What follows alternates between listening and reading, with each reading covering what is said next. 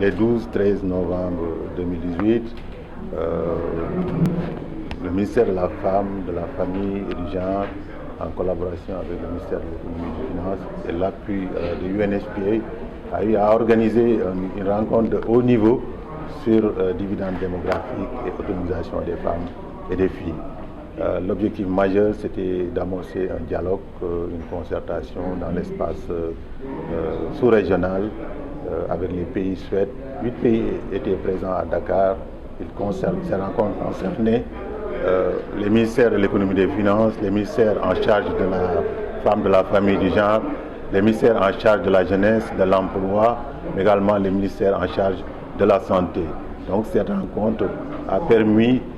d'avoir une déclaration de Dakar sur les questions liées à la thématique, mais également des recommandations et des résultats assez forts. Aujourd'hui, nous avons organisé un atelier de restitution pour le niveau déconcentré, décentralisé, parce que c'est là où s'exercent les politiques publiques, en fait, de les amener à comprendre,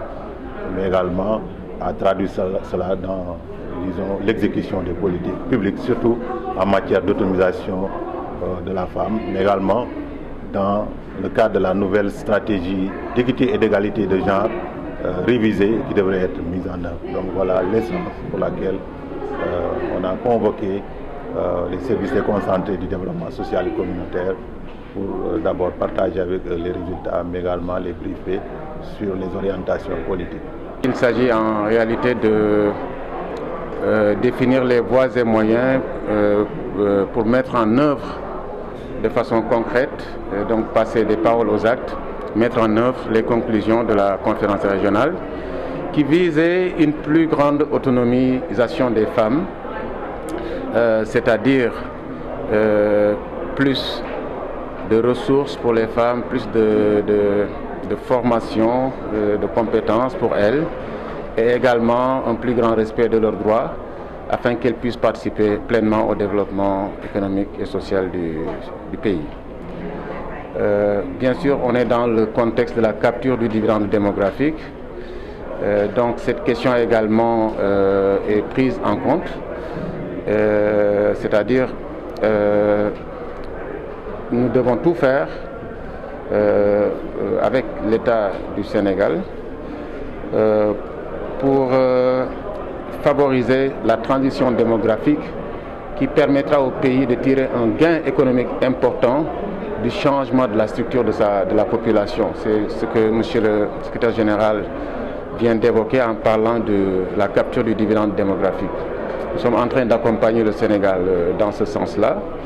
et c'est en parfaite résonance aussi avec les priorités du pays, du PSE, notamment dans sa deuxième phase, dans son deuxième plan d'action prioritaire, qui met l'accent sur le développement du capital humain. Alors,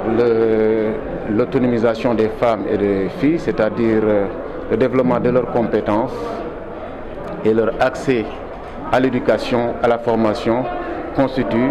des priorités, je pense, évidentes, aussi bien pour le gouvernement du Sénégal que le Fonds des Nations Unies pour la population. Il y a de grands défis à relever quand on parle d'autonomisation des femmes et des filles. Vous savez, ce qui empêche les femmes d'accéder à l'éducation ou à la santé, ça ne tient pas seulement aux politiques ou même à l'offre de services que le gouvernement donne aux populations. Oui, il y a limitation de l'offre de services, de ressources disponibles, mais il y a également des comportements, des croyances, des pesanteurs d'ordre social et culturel qui empêchent aussi les femmes et les filles d'accéder à l'éducation ou d'accéder à la santé, de maîtriser leur fécondité, etc. Donc ça, ce sont des défis extrêmement importants qu'on ne peut relever juste avec un discours ou même une approche confrontationnelle. Je pense qu'il faut une approche de dialogue, une approche de proximité au niveau des populations pour graduellement changer les normes, vaincre les résistances, pour donner plus de possibilités, particulièrement aux filles et aux femmes, leur donner plus d'opportunités en général.